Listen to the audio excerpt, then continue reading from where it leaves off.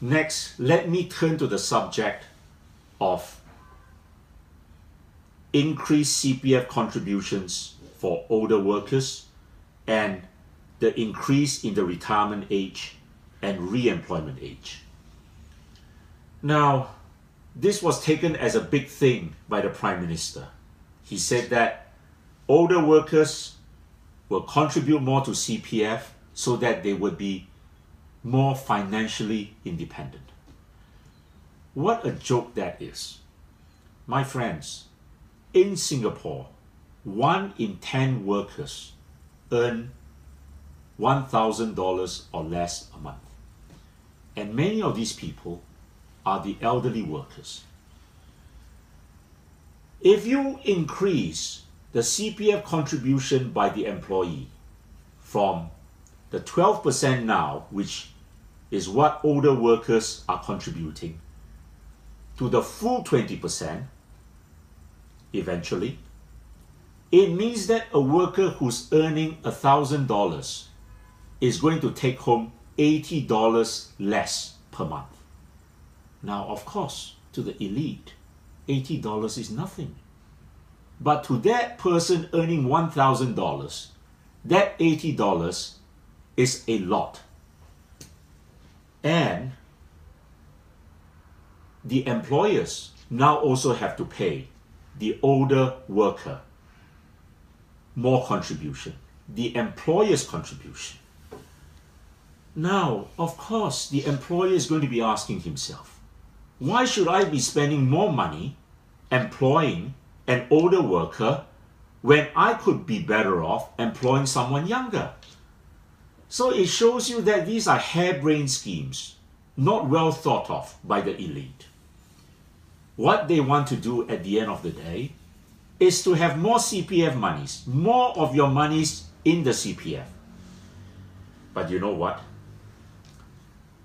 An NUS study has showed that a single senior in Singapore requires at least $1,380 per month to survive, to live on. And the CPF on average pays out a measly $355 a month. That is not enough for anyone to survive on in Singapore, which is the most expensive country in the world for 6 years running. So I do not think that this scheme is to be welcomed by older Singaporeans who wish to work. And let me now go on to this idea of re-employment to an older age.